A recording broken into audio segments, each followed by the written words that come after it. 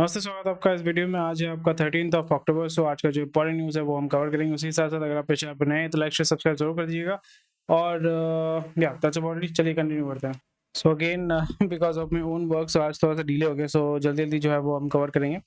तो Kareena inks joint venture for Korean cosmetics grow जो है अभी उसका मैक्सिमम अभी जेरोधा को उसने डिथ्रोन कर दिया as the largest stock broker in India. और सेकंड अभी फर्स्ट में ग्रो है, उसके बाद सेकंड में जेरोधा है, उसके बाद एंजल वन है, बहुत सारे दूसरे कंपनीज ऑफ स्टॉक्स है। They are doing they also have a market share. Israel conflict casting a cloud over global outlook, definitely it is going to bring down, क्योंकि मिडिल ईस्ट में हो रहा है। तो मिडिल ईस्ट में जब भी कुछ होता है सो डेफिनेटली जैसे मैंने बताया था, वो एक वीडियो भी मैंने बनाया था इसराइल और जो पैलेस्टाइन का जो अभी वॉर चल रहा है, आप बोल सकते हो गाजा स्ट्रिप में जो इसराइल वर्सेस हमास का जो वॉर चल रहा है, उसके वजह से the biggest loser will be countries which are importing oil using dollars. So the biggest country in the world which is importing fuel by paying in dollar is India. So India will be the biggest loser here. और बाकी जो countries है उनको तो कोई फर्क नहीं पड़ता, चाइना को कोई फर्क नहीं पड़ता, रशिया को कोई फर्क नहीं पड़ता, क्योंकि रशिया खुद एक ऑयल प्रोड्यूसिंग कंट्री है। चाइना जो है वो वरना ईरान से ऑयल ले रहा है, फिर आपका रशिया से ऑयल ले रहा है, तो उसको भी कोई टेंशन नहीं है। So that is going to definitely affect. Infy presses cursor upon PAT, any profit. PAT का मतलब होता है profit after tax. Down on revenue guidance. Okay. Profit at 6,000 crore, which is very very good. IIT Bellwether sees revenue growth at 2-decade low of 1.2 and 2%. Okay. Infy posted 3.2% year-on-year growth in the net profit for the second quarter, but narrowed its annual revenue growth guidance and reduced headcount sharply. In India's second largest IT services firm highlighted concerns around the slowing demand for technology services, which was flagged a day earlier by its larger rival Tata Consultancy Services. HCL Tech जो है उसका profit near about 10% grow किया है, और HCL Tech जो है they are showing that they are doing quite well. So again जैसे मैंने बताया कि यहाँ पे दो आर्गुमेंट है। एक आर्गुमेंट मैं रिसेंटली एक जन का मतलब आई वाज रीडिंग समथिंग, सो वहाँ पे ये बताया जा रहा था कि अभी जो है अभी जो पूरा वर्ल्ड ऑर्डर है अगर हम देखें, it is multipolar, it has become kind of multipolar. जैसे जहाँ पे चाइना है, रशिया है, चाइना रशिया एक कॉरिडोर है, फिर अमेरिका और जो यूरोप है वो एक दूसरा कॉरिडोर है। इंडिया जो है दे आर लाइक हम किसी के साथ नॉन कोऑपरेटिव नहीं, वो न्यूट्रल रहना चाहता है। India is trying to stay neutral, but अभी जो है India is also becoming kind of you might say a polar in that the third polar. Middle east में भी जो है energy, middle east is also trying to become a power player. India is also trying to become a power player. China is already a power player. Russia is already a power player, but वहाँ पे Russia China का जो है because they are coming from a communist background, so वो वहाँ पे उनको help करता है। अमेरिका, फिर यूरोप है, कनाडा है, ऑस्ट्रेलिया जो फॉर्मर कॉलोनीज हैं ब्रिटिश के, so they are kind of working together. Africa itself does not have that you might say that power जो hold करेंगे वो नहीं है। That's the reason why Africa is and will be always exploited for its natural resources. और आपको जब भी किसी जगह पे नेचुरल रिसोर्सेज को एक्सप्लॉइट करना होता है तो वहाँ पे सिविल वॉर करना बहुत ही एक बहुत ही अच्छा बेट हो जाता है। इसलिए आप देखोगे लिबिया में सिविल वॉर करवा दिया, इराक में सिविल वॉर करवा दिया, सीरिया में जो है सिविल वॉर करवा दिया, जैसे लेबनान साइड में जो है नॉन स्टेट एक्टर जैसे हिजबुल्लाह हो गया, that's a non state actor. फिर अगर पैलेस्टाइन का जो अगर आपको हिस्ट्री में बताऊं, सो थोड़ा सा मैं आपको हिस्ट्री बता देता हूँ, so it will be much more easier. So primary 1948 में व्हेन इजराइल वाज एस्टैब्लिश्ड, सो यहाँ पे 2 स्टेट का जो अग्रीमेंट हुआ था यूएन में, बेसिकली ये चार्टर हुआ था जहाँ पे ये डिक्लेयर किया गया था दैट इजराइल का जो मतलब इजराइल एंड पैलेस्टाइन बोल सकते हैं कि दोनों जो है दो अलग स्टेट किया जाएगा। जैसे इंडिया का पार्टीशन हुआ था 2 भाग में, धर्म के बेसिस पे जो है 2 भाग किया गया था। एक था पाकिस्तान, एक था आपका इंडिया। और पाकिस्तान जो था वो ईस्ट पाकिस्तान वेस्ट पाकिस्तान था। बाद में ईस्ट पाकिस्तान जो है आपका टूट के बांग्लादेश बन गया। फिर आपका वेस्ट पाकिस्तान जो है अभी आप जैसे देख पा रहे हो, जिसको हम लोग पाकिस्तान बोलते हैं। पाकिस्तान का मतलब होता है पाकिस्तान, यानी pak as in which is pure, स्थान मतलब स्थान। So that was the origin of Pakistan. So again 1948 में ये डिक्लेरेशन हुआ था। फिर उसके बाद आपका डिक्लेरेशन होने के बाद ही जो है अरब जो स्टेट्स थे they were not very happy and they did not, जैसे इजराइल वाज बॉर्न, इजराइल का अपना constitution, Israel as a country was born, उसके बाद इजराइल अपना पासपोर्ट ये सब सिटीजनशिप दे रहा था। बट जो अरब पैलेस्टाइन है, या आप बोल सकते हो कि या अरब पैलेस्टाइन जो है वहाँ पे इन लोगों ने डिक्लेयर नहीं किया था, वेस्ट बैंक और गाजा दोनों मिला के ये था कि 2 पार्ट में रहेगा, West Bank and Gaza will become Arab Palestine. वो नहीं हुआ, फिर वहाँ पे आपका 6 डे वॉर, 6 कंट्रीज जो है उन्होंने अटैक कर दिया, इजिप्ट, सीरिया, लेबनान, सऊदी, इन लोगों ने अटैक, मतलब आपका वॉर शुरू हो गया था जहाँ पे इजराइल वो वार जो है after point of time it stop. फिर अगेन वार कंटिन्यूसली होते रहते थे, इंतिफादा होता रहता था। फिर उसके बाद इस मतलब जब भी आप किसी को मतलब किसी जगह पे इस तरीके का वार जब चलता है तो फिर इसराइल ने भी आपका जो है लैंड कैप्चर और टेरिटरी कैप्चर करना शुरू कर दिया था। 2005 तक जो ऑस्लो अकॉर्ड था, तो मतलब 2000 मतलब ऑस्लो अकॉर्ड 93 में हुआ था, और फिर ऑस्लो अकॉर्ड में यासिर अराफात के जो पीएलओ आर्मी था, सो वो basically they were becoming very aggressive. Hamas was in turn was started by Mossad itself, but it was started by Israel itself. MLS या मजलिस समथिंग ऐसा कुछ था, फिर वो बाद में हमास हो गया। हमास में भी अलग अलग फैक्शन है, और this is how it works. And Egypt, आपने देखा होगा इजिप्ट कभी भी इस चीज़ में जो है इंटरफेयर नहीं करता because of certain British policies, या आप बोल सकते हो ब्रिटिश ने इजिप्ट को जो है वहाँ से, क्योंकि वो दूसरा एक फ्रंट हो जाता था, उसको आपका रिमूव कर दिया था। सो दैट्स वाई इजिप्ट जो है वो टिपिकली इसमें इन्वॉल्व नहीं होता है।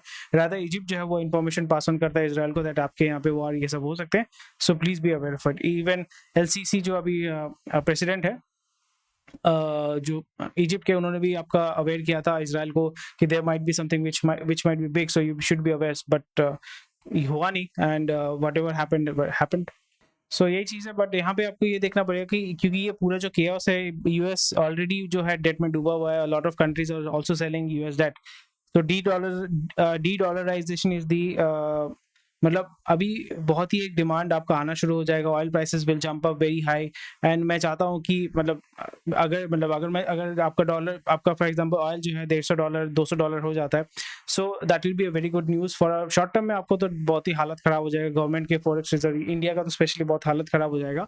बट उसके बाद ये होने वाला है कि after a point of time people will get fed up, and जो फिएट करेंसी आप बोलते हैं, या जो ग्लोबल करेंसी या स्टैंडर्ड करेंसी जो बोलते हैं, जो डॉलर है अभी, उसको रिमूव करके देन पीपल विल, अगर डॉलर को डी डॉलराइजेशन अगर आप कर पाते हैं तो US itself as a country, उसका जो मोनोपोली है, उसका जो होल्ड है ग्लोबल वर्ल्ड में, वो आपका खत्म हो जाएगा। And that is what a lot of countries on lot of lobbies are looking for. Middle east wants that because middle east wants to get out of it. Russia, India, China, सबको चाहिए, specially Africa को भी जो है सबसे ज़्यादा benefit यहाँ पे मिलेगा।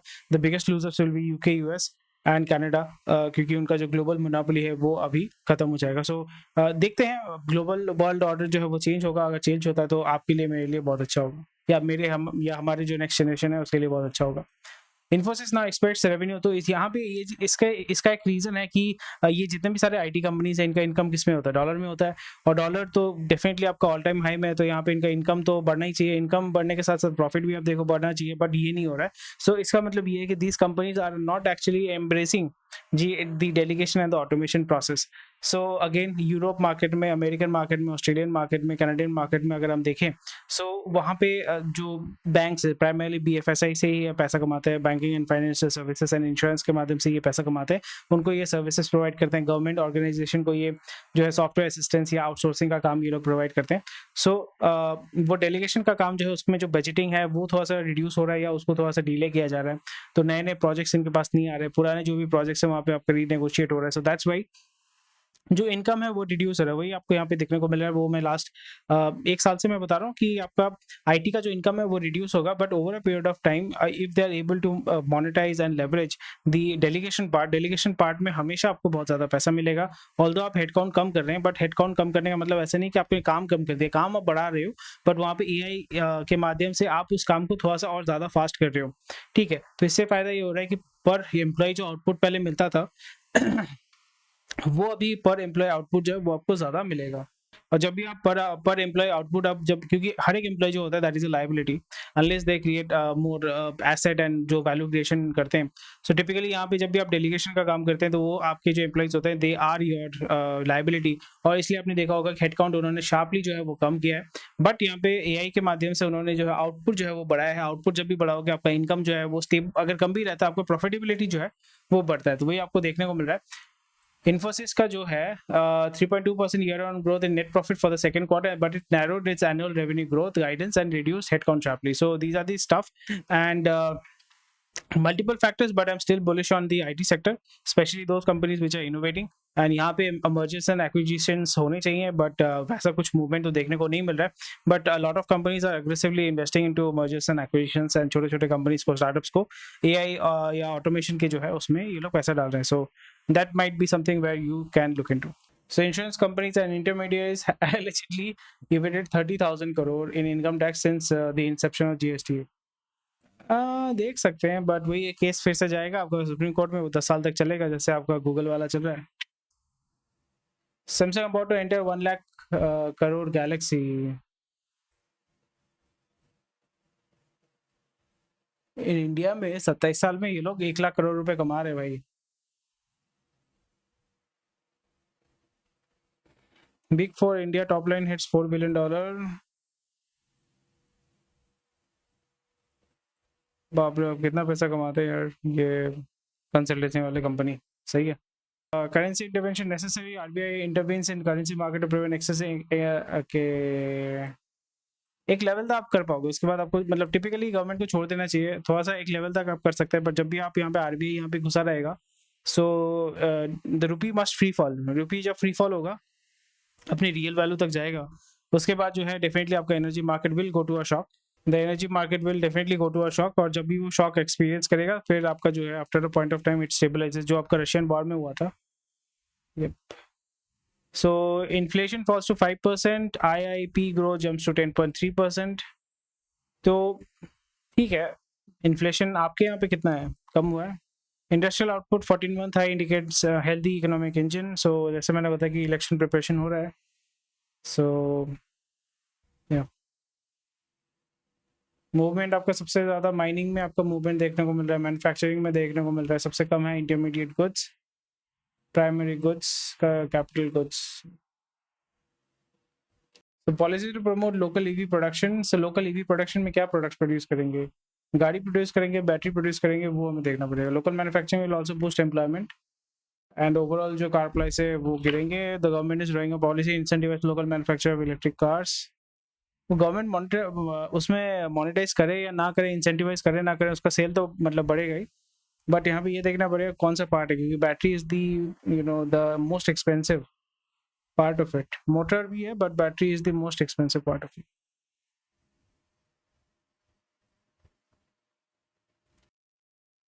Airfares almost at 2012 level despite cost of operation doubling during this period. Indigo recently imposed fuel surcharge, but none of its peers followed suit. Why? Because normalcy has returned to the sector. Carriers are unable to raise fare.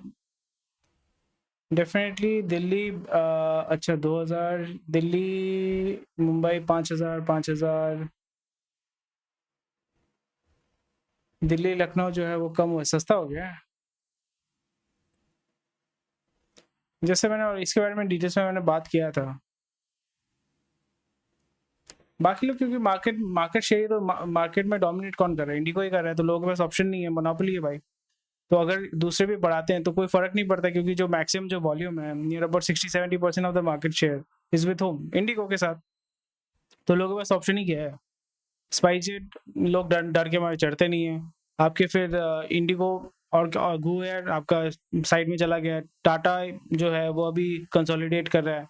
सो वहाँ पे वो अभी कोशिश करें, they are the second largest market leader बोल सकते हो. 3 ही तो प्लेयर हैं, और है कौन. अकासा उनका जो आपका जो पायलट है वो छोड़ के भाग रहा है. सो मार्केट में है ही कौन, कोई है ही नहीं. So they can do whatever they want, that's the advantage.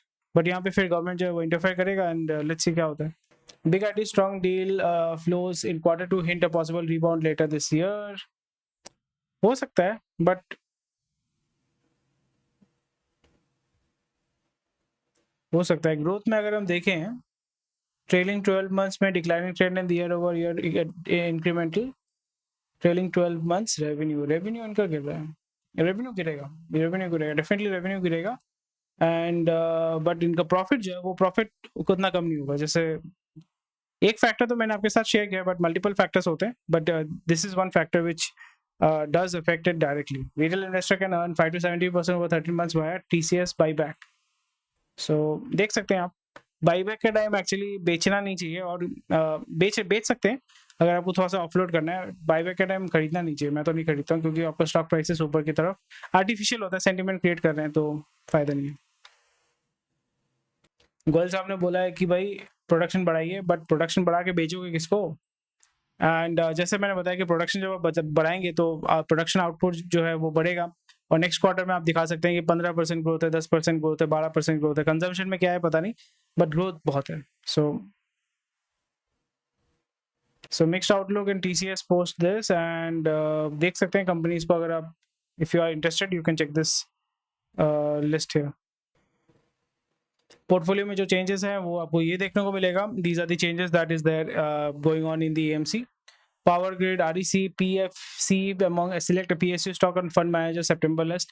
REC, PFC and कोई भी PSU जो है right now इस तरह इतना manipulated है, इतना operated है, थोड़ा सा correction होने के बाद definitely REC can be considered, PFC can be considered. These are very good stock. Power Grid very difficult, very volatile, at least from my point of view. P fund invest 800 crore in Niva Bupa. Niva Bupa का actually operation is very bad, personal experience है। HDFC AMC का profit 20% 438 crore में grow किया, so which is very very good, so something which we need to highlight. So या HPA is looking to expand its renew program in India. Renew program मतलब जो आपका refurbish का product है उसको ये लोग टेस्ट करके रिप्लेस करके थोड़ा बहुत जो है मस्का मार के बेच देते हैं। सही है, टेस्टिंग प्रोसीजर मतलब वही है, पुराना माल है उसको ये लोग कंपनी चेक करके फिर आपको बेच देता है, तो उसमें आपको अराउंड 30 to 40% डिस्काउंट मिलता है कंपनी वहाँ पे, क्योंकि रिफर्बिश माल है तो उसको हाफ दाम से भी नीचे उसको परचेज करती है। इलेक्ट्रॉनिक्स का जो है ऐसी जो है डिप्रिसिएशन बहुत हाई होता है, and if they are able to sell it, उसको रिसाइकल अगर करते हैं तो डेफिनेटली इट वर्क्स, क्योंकि इंडिया में जब तक वो खत्म नहीं घिस घिस के खत्म नहीं होता उस चीज़ को इस्तेमाल किया जाता है। ये जो चीज़ है this is very disappointing to be honest. Sitharaman, domestic consumption investment demand will drive growth, so that means that आप जो FDI है वो आप नहीं लेके आ पा रहे हैं, बाहर देश से जो है जो आप बोल रहे थे एक्सपोर्ट करके माल पैसा कमाना है वो आप नहीं कर पा रहे हैं, सो दैट शुड बी यहाँ पे ये होना चाहिए था, domestic consumption investment demand will add to the growth. अगर वो होता है तो फिर वो एक पॉजिटिव सेंटीमेंट होता है। सो जैसे आपको समझ में आ रहा है ना कि इंटरनल मतलब अभी जो है सब कुछ आर्टिफिशियली चल रहा है, ग्लोबली सब कुछ आर्टिफिशियली चल रहा है। जब वो कोलैप्स करेगा, क्योंकि आप आसपास में देखोगे ना लोगों का जो परचेजिंग कैपेसिटी जो भी है, कंजम्पशन बहुत बड़ा है, बहुत अच्छी बात है, बट वो किस बेसिस पे बढ़ा है, उनका अर्निंग बढ़ा है क्या, नहीं बढ़ा है, बट उनका जो कंजम्पशन है वो बढ़ा है, वो कैसे फाइनेंस हो रहा है, दे आर यूजिंग डेट, या उनका जो सेविंग्स है उसको फिर वो खत्म कर रहे हैं। So that is not a very good thing to be honest. So Bernie Ecclestone जो है उन $803 million फाइन देंगे, that is crazy man. 92-year-old billionaire agreed to civil settlement of this over funds that were owed to Britain's tax office for the course of 18 years.